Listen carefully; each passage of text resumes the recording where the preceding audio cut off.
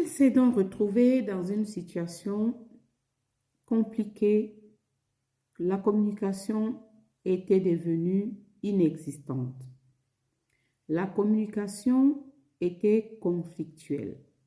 La communication créait vraiment des conflits dans son couple.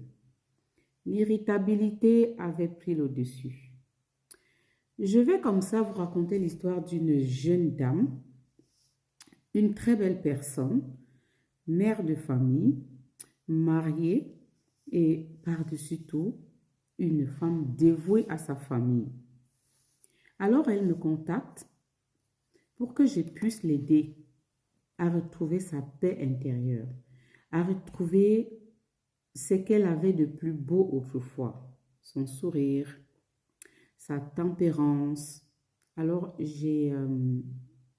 je me suis sentie vraiment valorisée parce que j'aime beaucoup accompagner des personnes à résoudre les problèmes d'ordre relationnel. Alors, ce que j'ai voulu ici vous expliquer, c'est que la dame et moi, nous nous sommes rencontrés et ce qui a d'abord été agréable, c'est que en venant me rencontrer, elle se sentait déjà soulagée. Soulagée pourquoi? Parce qu'on a eu un entretien téléphonique.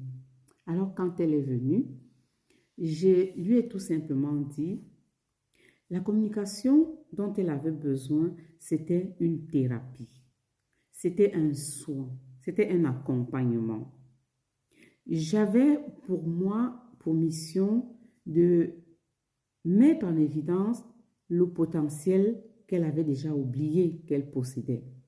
Elle devait être rassurée, elle devait être valorisée, elle devait tout simplement avoir sous ses yeux ce qu'elle a de plus beau, ce qu'elle a vraiment déjà réalisé et ce qu'elle sait faire dans sa vie.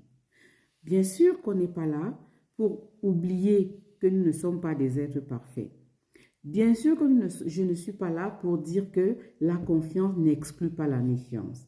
Mais moi, j'avais, dans ma façon d'être, dans mon accompagnement, je me devais d'établir avec cette personne une relation de confiance. Et dans un premier temps, pour établir cette relation, il me fallait tout simplement être à l'écoute de la personne, être à son écoute. Il me fallait être à l'écoute de son environnement. Il me fallait être à l'écoute de ses questions, à l'écoute de ses inquiétudes. C'est donc ce que j'ai mis sur pied. La dame, pendant que je l'écoutais, j'avais évidemment ma chaleur humaine qui me caractérise. J'avais mon sourire qui est si naturel et qui est rassurant, qui est chaleureux. J'avais évidemment aussi le regard.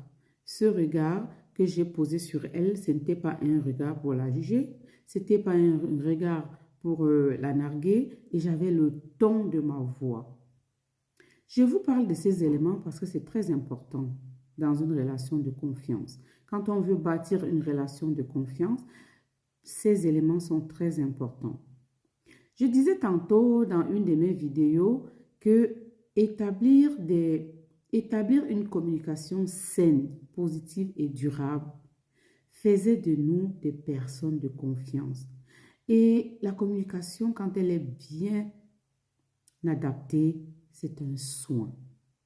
Alors, nous avons besoin, moi, personnellement, je me sens valorisée lorsque j'accompagne les gens dans ces situations. La dame en question, notre premier entretien n'a pas duré plus de 30 minutes. C'était assez pour nous deux. Et prochainement, je viendrai vous livrer d'autres éléments que je mets en place pour accompagner des personnes à rétablir la communication saine, positive et sincère.